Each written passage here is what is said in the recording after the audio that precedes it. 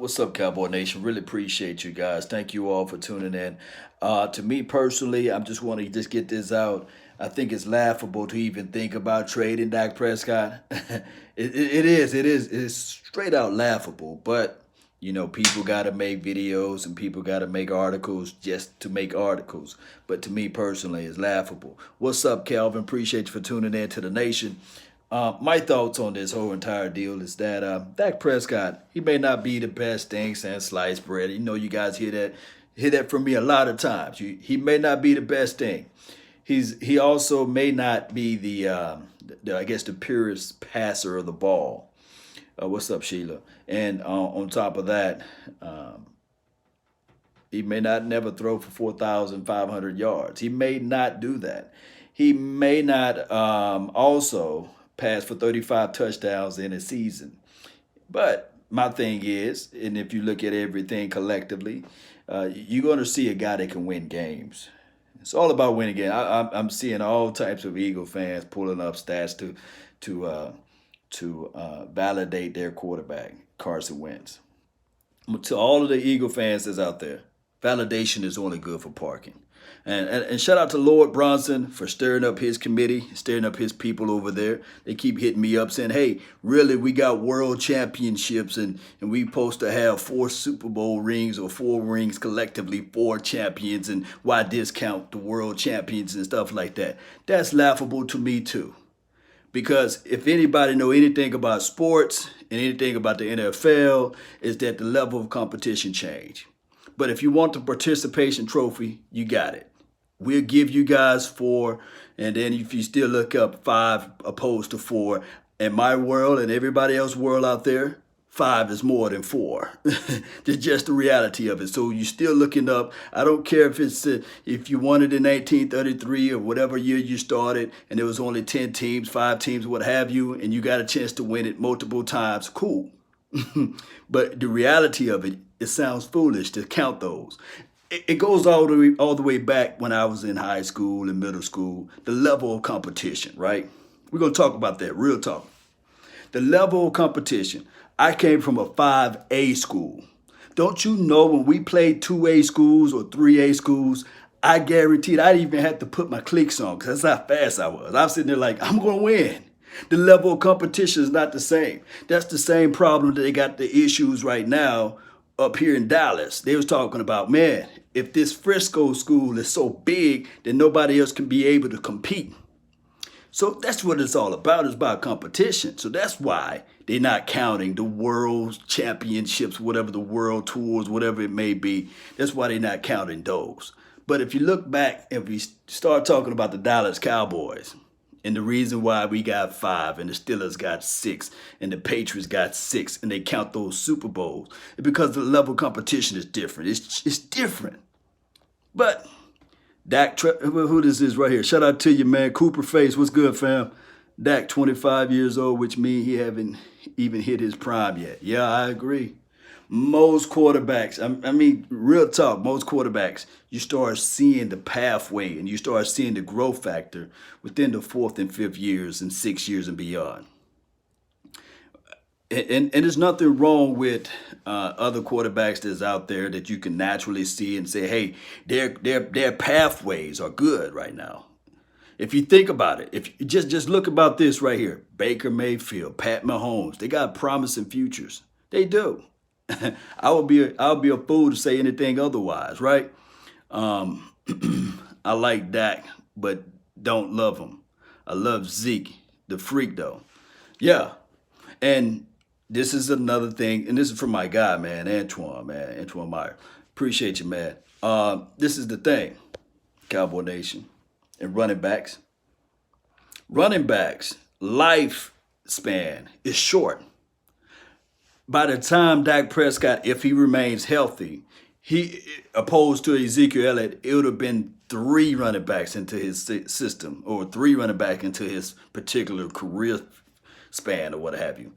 Because running backs just don't last long. And we want running backs to last long, but the reality of it is that the running backs are running backs. They get the ball, they get hit more. And then on top of that, the average running back career is 3 to 5 years. And then they start going on a downward slope. Dallas Cowboys are smart by adding in the Tony Pollards to expand Ezekiel Elliott's career. Because I'm thinking that Ezekiel Elliott is one of a kind. The guy is a gem. So he is the guy that I'm perplexed. It's strange for us to say this, but I don't see nobody else comparing Ezekiel Elliott to a 4th and 5th round running backs. But that's a story of another day, man. Adrian Peterson, Frank Gore, those are the only two that been around for a minute, and they've been holding it down too. Those boys been holding it down. Would it be disrespectful if Coop gets paid before Zeke? No, it would not be disrespectful. The best thing that I can look at it is that, and then they said, skeptical fan, appreciate you, thank you for the donation to help grow the nation. The reason why is because we were 3-5 with Ezekiel Elliott. Now, when you added in Amari Cooper, somehow we started to win. And I'm not saying that Ezekiel Elliott is less valuable than Amari Cooper, but these are just my opinions. These are no hard facts or nothing like that. But I believe that that they're going to look at everything. And then on top of that, if you add in the fact, you got to be knowledgeable of this too, Cowboy Nation. And I think that the organization is very looking at this stuff, because we hear things that's reported to the media about Ezekiel Elliott, what happened off the field and stuff like that. But there are probably things that just been swept under the rug. There are probably things that Rich Dalrymple was able to cover up and mask up before it got to the general public. So there are some things that's out there that we just don't even know of, you see. And then on top of that, if you add in the fact that Amari Cooper, he don't have these off the field issues, you see. So what's hurting Ezekiel Elliott, if he was a model citizen, if he never had these off the field issues, I believe to this day that Ezekiel Elliott would have had that big bag right now. He would have had his money. Matter of fact, they've been talking to him. They've been talking about adding his money last year. But Ezekiel Elliott is Zeke the Freak, and that's the deal. Now, back to the main topic, trading Dak Prescott and these sorts is crazy. Dak is non-negotiable. Amari and non-negotiable, in my opinion. Dak and Amari. But this is just going to be a great year for us to see where Dak Prescott can be if we add in the fact that Tony Pollard, he's the wild card. If this offense can move with Tony Pollard, if they don't miss a beat, when they add Tony Pollard in, and I know that he's only going to be sprinkled in, it's going to be trouble for Ezekiel. And looking at Stephen Jones, the way he thinks and the way he operates, boy. Now, to be fair, if they play this thing out and they do not sign Dak Prescott, I'm talking about Dak, and they let this season go on, and let's say for example, we start off the gate 4-0. That price tag is going up.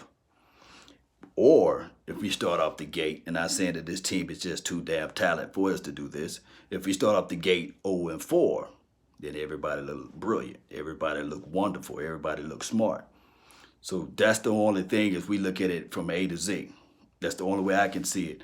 So they playing Russian roulette, because the longer you wait, the price tag goes up on everybody.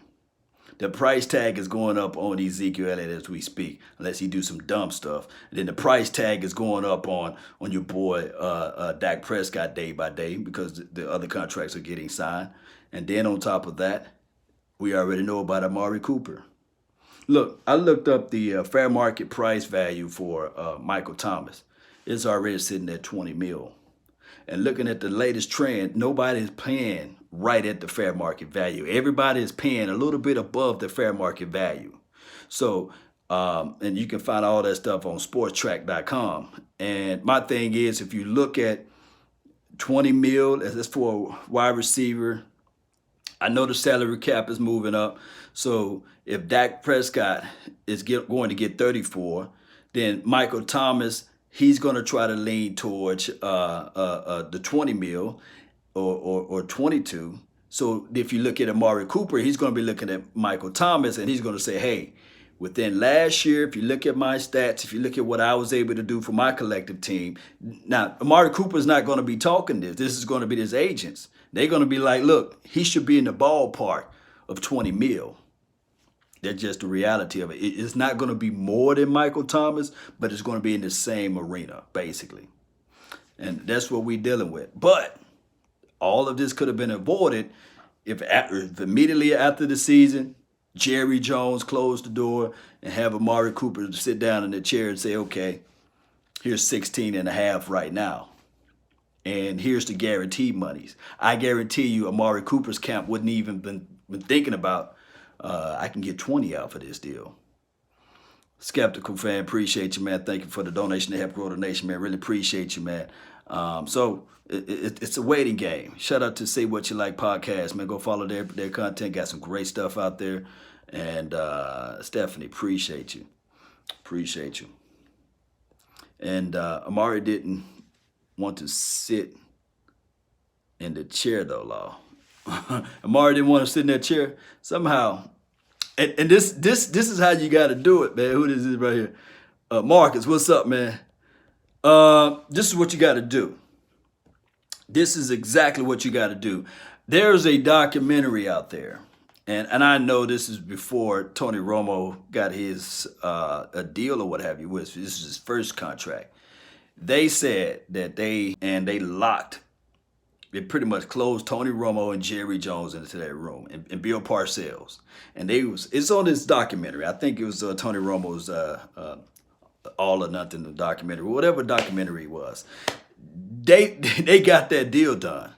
And what you got to do with these players, you just got to sit them down in the locker room, and you got to present that money, or sit them down in those meeting rooms, and you got to present that money. You got to go full-fledged with that money. You can't just sit back. You can't say, okay, we'll wait till after you get this checked out and that checked out. You got to jump on that thing, and that's just the market. Remember, the market is set by people in this particular salary cap era overpaying. And they overpay, and everybody else got to climb up to get back to that market. Remember, the Chicago Bears overpaid for Khalil Mack, and nobody gonna believe me when I say this. They overpaid $141 million. I think it was like 90-something million guaranteed. That's still overpaid for a defensive edge or a linebacker. But what happened is the market then reset because there were people that stats were close, not all the way the same as Khalil Mack, but was close. So what happened here is then you saw inch by inch players trying to get back up to that number. And we saw D-Law get that. And we saw Frank Clark get that. We saw some other player get that money. I think his name was D. Ford or somebody. And Trey Flowers got some money too because of the market. Once the market is set, it's hard to roll back. The first person to set off the $30 million market was Aaron Rodgers. When he signed that $33 million contract, don't you think that the next person's contract that was up was going to be less? No. When he signed that $33 million contract, your boy Russell Wilson was grinning from ear to ear. Russell Wilson was saying, okay, now it's my time to get in the 30s. And when you look at the other guys who didn't have the Super Bowl, when they signed, when they had enough evidence of stats to bring their level back up to that level, you're looking at the Kirk Cousins of the world's contract, the Jimmy Garoppolo, all of those guys, $28 and $26 million. Because the original contract that was set before that, the person who didn't win the Super Bowl, they had to outbeat his contract, which was the Carr brother. He signed a $25 million contract. So that's the story of a different day, Cowboy Nation. Man, appreciate you, Stellos. Thank you for making the donation to help grow the nation, man. He says, close the door meeting. You getting down. Appreciate it, man. To the heart with Dak, Amari. Yeah, Dak, Amari, and Zeke. He's saying, shut the door, throw away the key, and somehow you got to do it incognito style. You got to shut the door and say, man, the door is locked, but we got these contracts right here. You got to be damn near physical with these guys to get these papers signed. But the only thing is, I believe and this is just my opinion again. Munoz, man, appreciate you, man. Dak deal will be a bargain in 2 years. Yes, it will. Just like right now, Carr deal. They paid him a little bit before his original contract was up, and it was a bargain for them now. You know, it's $25 million. It's a bargain for them now. But I want to go back to this right here. This is just my thought. Stellos, thank you for the donation. But you and I had a conversation, I think it was about 2 months ago. And we was talking about who do you pay first. I think it was about 2.5 months ago. We was talking about who do you pay first. Do you pay Ezekiel Elliott? Do you pay Dak Prescott? Or do you pay Amari Cooper? And we both came with the conclusion that you pay Ezekiel Elliott first. I believe, this is just my opinion, I believe that they were working on, because Stephen Jones said we already set aside and we put aside money for Ezekiel Elliott. I'm thinking that they was willing to work out a contract with Ezekiel Elliott. And then, just like the stock market, when you hear scary news come out there, everybody withdraw, they stop buying. Just like when you hear some stuff going out there in the news airways, you hear people just starting to moonwalk back a little bit. And that's what I believe happened with Ezekiel Elliott. I'm thinking that the front office was ready to sign that ink on paper, and then they heard the news of the Todd Gurley's or the arthritis or whatever in the knee. And then they heard the news of Ezekiel Elliott out there in Vegas, what have you. And they said, wow, we just pulled a pin out, now you're doing this? Have you learned anything? And I know that Ezekiel Elliott didn't do anything that was harmful to that security guard. He just barely leaned on him. But there's a thing out there, like I said earlier, that there are some things that we just don't know that's not being reported to everyone. And that's just the reality of it. That was in March. Yes, Delos. But my thing is, all it is now is just wait and see. In reality, I believe that all of these guys are going to get paid. And I'm going to start from Byron Jones, Jalen Smith, Ezekiel Elliott, Dak Prescott, and Amari Cooper. All these guys going to get paid. It's just the process now of how much and how much more money that the Cowboys going to have to fork out because they're waiting too long, right? Yeah, just like, and it goes both ways, Cowboy Nation. It goes both ways. D-Law got his big contract because he waited it out a year. Because we didn't trust what he was able to put out there in 2017. We were saying, okay, that was your first time getting 14.5 sacks, which was cool. Can you repeat this? Can you repeat this, por favor? Can you repeat that, please? And then he bet on himself, and he held out. He didn't held out anything, and he played, even with a bum shoulder, and he got, 10.5 sacks or what have you. So he bet on himself, and he cashed out on it. But it could have been cheaper if we'd have went on ahead and paid him. So that's the reality. That's the gun barrel that we're looking down on. Pay them all. This is from Cowboys 956. Yeah. Zeke can't score, dude. You crazy. Yeah. Now, whoever said Zeke can't score, that's crazy. Yeah, you're right. I got to really roll, man. My wife is calling me. I really appreciate you guys. Thank you all for tuning in to the nation. Don't forget to hit that like button, share this content. Let a friend, neighbor, foe know where to go when they want to tune into the sports talk. Shout out to the J, man. Appreciate you. And Crimson, appreciate you, man. Salute. I'm out. Peace.